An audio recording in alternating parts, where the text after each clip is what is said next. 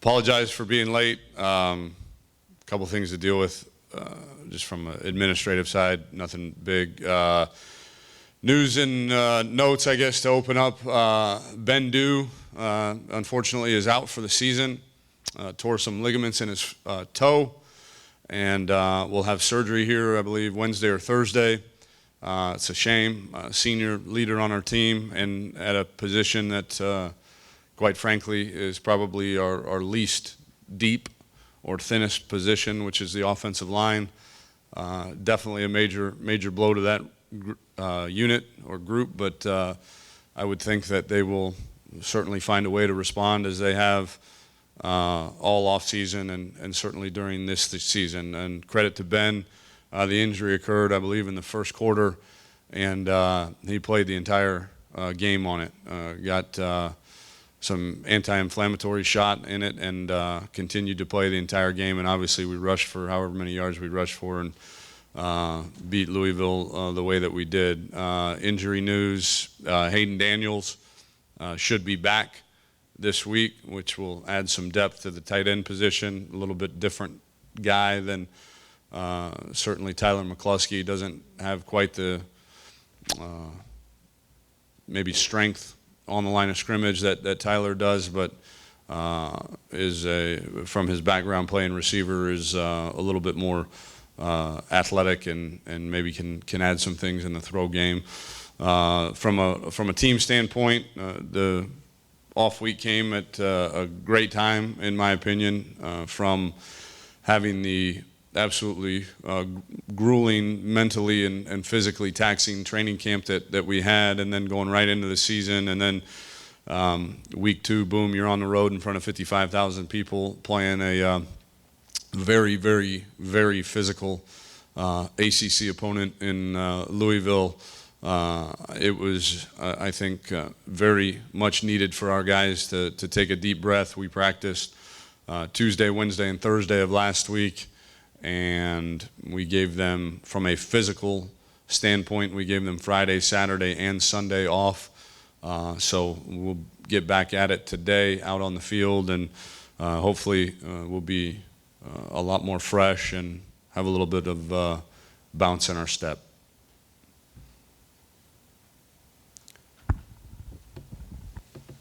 It looks with the Ben news that you've done some shuffling on the offensive line. Can you kind of take us through some of the decisions there in terms of moving some guys from one side to the other? Yeah, really, at the end of the day, at offensive line, you don't want to get stuck really at any position. Well, he's only a left tackle or he's only a left guard. Well, your backup right guard may be your 10th best offensive lineman. And to say, or left guard, I think is what Ben was, if your backup left guard is your 10th best offensive lineman, it doesn't make much sense then that just because the guy in front of him got hurt, that, okay, now you get to go step in. No, you're the 10th best. We're going to play the 6th best and find a way to get the 6th best in there, which at this point is Marcus Oliver. So in order to do that, Marcus being pretty new to the position, being a young guy, is much more comfortable playing left tackle, where an Alex Cooper is a very seasoned guy that will slide inside to right guard and should provide immediate stability there. And then, Zach will move over to right tackle, which assignment-wise is the same as left tackle, just doing it from a different stance. And then Carter will go to left guard. So you'd like to say that Josh Thomas could go in. A little disappointed with not him as a person, but his recovery a little bit slower than I thought. He practiced every practice last week, but kind of limped around a little bit doing it. So hopefully these 3 days off have been good for him, and he'll have an opportunity to go in. He would be the next one in. And he would go and play inside, probably at that right guard spot, and Coop would then be the swing tackle. Tom, with the injury to Ben occurring in the Louisville game, did you guys have an opportunity then to practice with the different offensive line configuration last week? Yeah, we did. So it's not again, the bye week came at a really good time. Those guys got a chance to move around a little bit. We didn't know that Ben would be gone for the season until Friday. There were still some hopes that it was just a turf toe deal, and then it wasn't improving over the course of a few days. They got it MRI'd, and it turns out he tore ligaments off of it. And if we didn't get it fixed now, he could wind up, having some permanent damage to that big toe and it not being able to function properly the rest of his life. So obviously going to do what's right for him and get that thing fixed. But we did earlier in the week experiment with some different configurations, so it won't be new for those guys coming into the building today. Just to wrap that up, is he eligible, or, I mean, I know it's early, but in terms of medical, or is that something that you haven't discussed yet? Yeah, I don't know. Ben was a transfer from Hawaii, so I would imagine that, and he's a fifth-year guy. He graduated in 3 years from Hawaii, came here, from what I understand, redshirted and then played sat out and then played 2 years. So I'm not quite sure. And usually to get a sixth year, the NCAA has been pretty consistent in that there usually needs to be two, kind of season-altering injuries for them to give you that 6th year. So we'll certainly apply for it. But to say that we're confident that he'll get it, I don't think that that's an accurate statement. Tom, how challenging is it to get 18, 19, 20-year-olds to perform consistently? And what are some of the things that you guys do, or the things that you find to be important in order to find some consistency, especially out of some of the young players? I'm assuming you asked that question because you watched college football this weekend, right? I mean, you watch it any weekend and you're probably flabbergasted by about 8 to 10 different results, and what the heck happened? How could that be? I think probably the biggest thing is one to constantly as a coach be aware of your target audience, and that's never going to change, and it needs to be on the forefront of your mind every day when you wake up. Is how are we going to have a good practice today? How are we going to? My job as the head coach is to make sure that that we have a great day of preparation. It's Major's job to figure out how he's going to get first downs. It's Todd's job to figure out how they're going to stop him. It's Coach Washington's job to figure out how we're going to cover kicks and all that good stuff. It's my job to make sure that we have a great day of preparation today. And so I think just having that on the forefront of your mind every day, and then the psyche of an 18 to 22-year-old, we're playing amateur psychologists. Not very many of us got psychology degrees in this profession, and so you kind of learn as you go. And I think the biggest thing is you can't ever take your thumb off them. I think, like, this week there's got to, we have themes of the week, and we're constantly there's never a going through the motions. Hey, they show up at 2:45, they sit in their special teams meeting, they go up, have their offensive meeting, defensive meeting, we go to there's never any of that. There's always music blaring, chaos going. There's a message of the day from me and maybe from their position coach, and it gets tiring. Trust me, there's a reason the season is such a grind. But I think if you don't, 18 to 22-year-old young men they're prone to put it on autopilot. They're prone to just revert back to being primal, and the human element, the human side of things says, well, I'm just gonna cruise through the day and do what's easy. And what's easy is just to go through the motions, and it's my job as a head coach to just constantly challenge them to have a great day of preparation. And it is exhausting, but certainly, as you've seen in the results of some of the games this weekend, is necessary, though, too. Coach, what can you tell us about Texas State for this game coming up this week?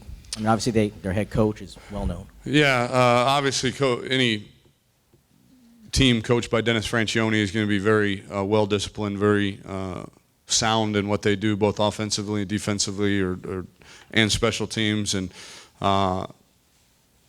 certainly more dynamic offensively. I think the quarterback is a heck of a player.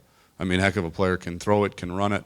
They're very challenging on offense because of they're going to line up in some really, really unusual formations and put 5 guys into the boundary and no guys to the field, and then all of a sudden they're running triple option out of that. So you're just trying to get lined up to the formation, let alone then now you've got to understand your triple option assignments. And so it'll be a very challenging week for our defense.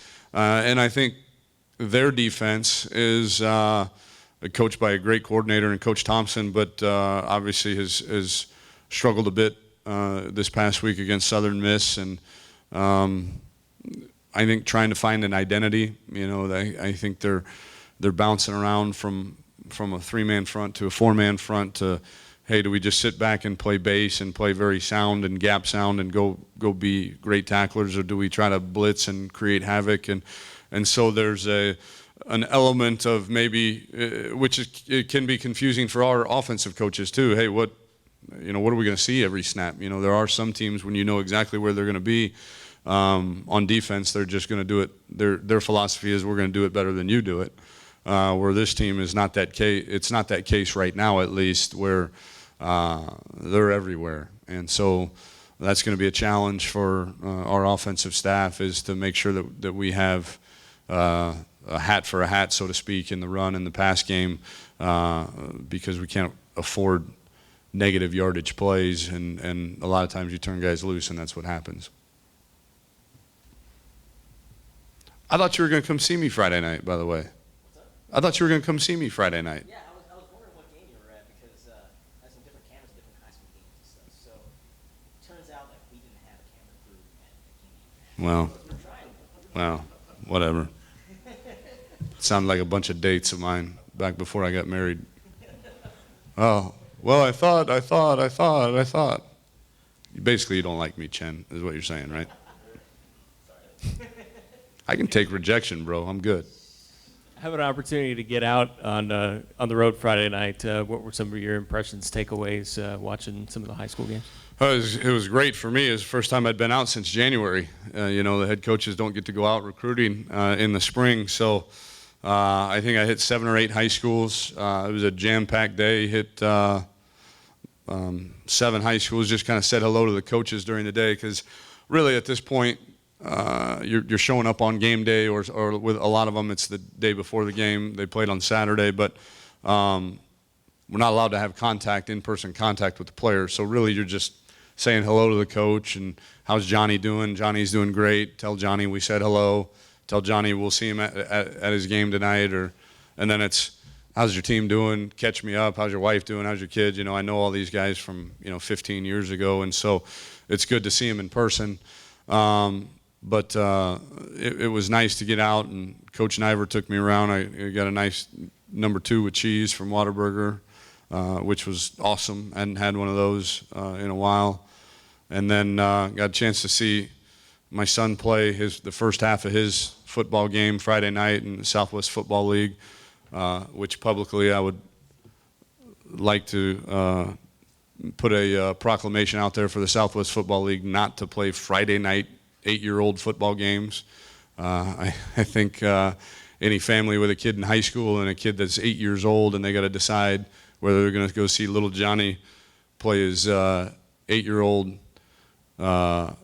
Pop Warner game or go see Big Jimmy play his varsity football game, I think you're doing a disservice to the parents. But I'll get off my soapbox there on that deal. To me, 8-year-old youth football should be played on like a Monday night or a Sunday afternoon, never in the great state of Texas on a Friday night. That's a little bit weird to me. But anyways, that's what I did. I went to go see him play, and was only able to stay for the first half because then I had to get to a high school game. And but it was neat to just soak in the atmosphere of a high school football game again. It's been a while.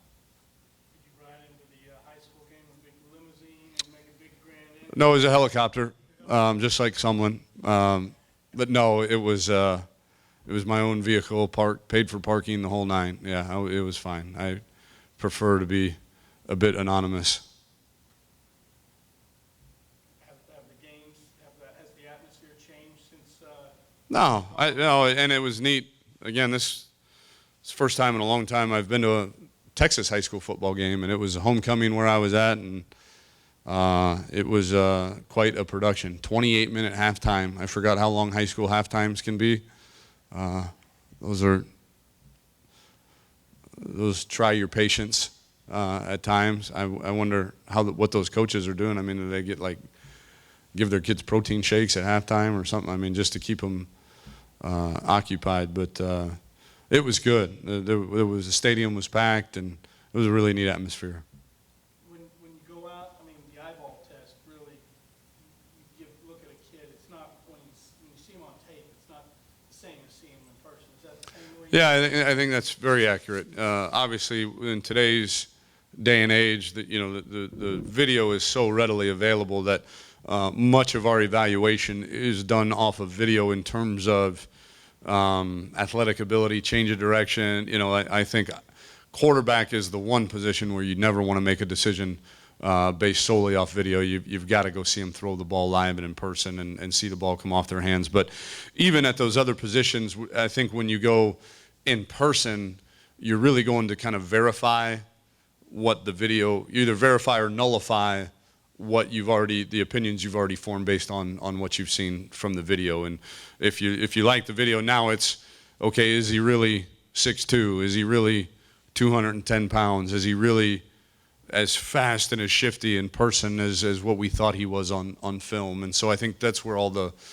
in-person evaluation comes. Really, it's more verification and or nullification, not really your first initial reaction. The first reaction is always going to be off of video. Tom, you said you went in your own car? Hey, he's got a follow-up question, Mark. Hang on one second. Yes. I just have one more question. Does that also give you the ability to maybe see other players around that say, oh, wow, he may not have been on our radar? It does.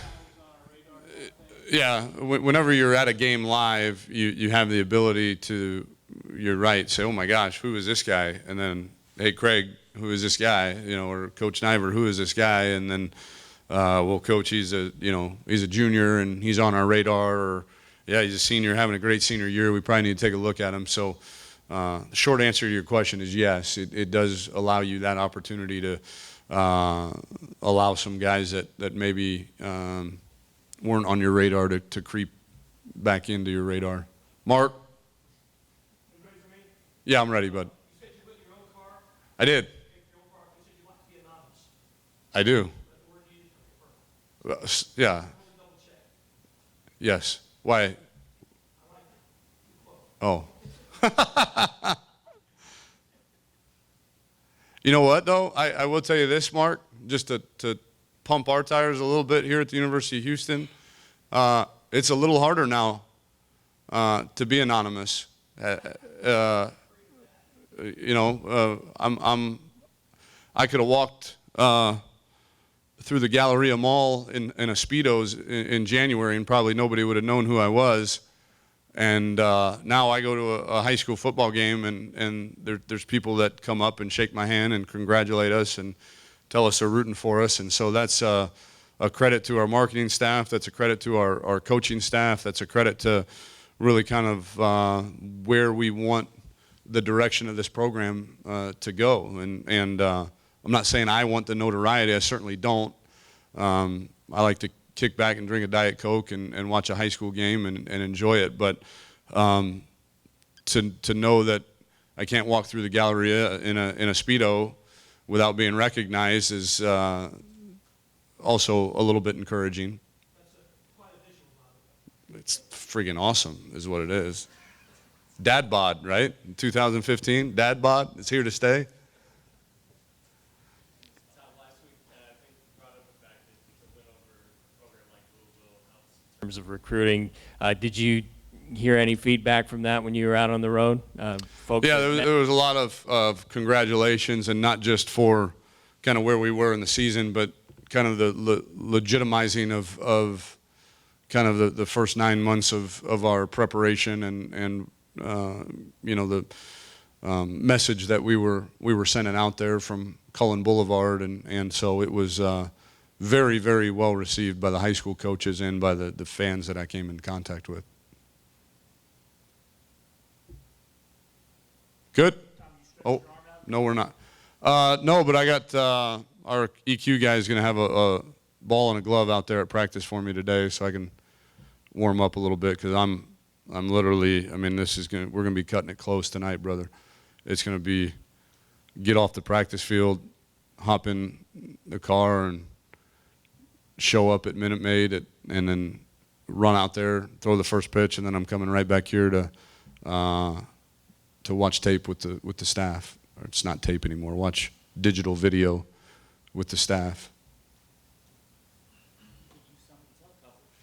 That would be, yeah, the Swaggle copter would be nice for a night like tonight.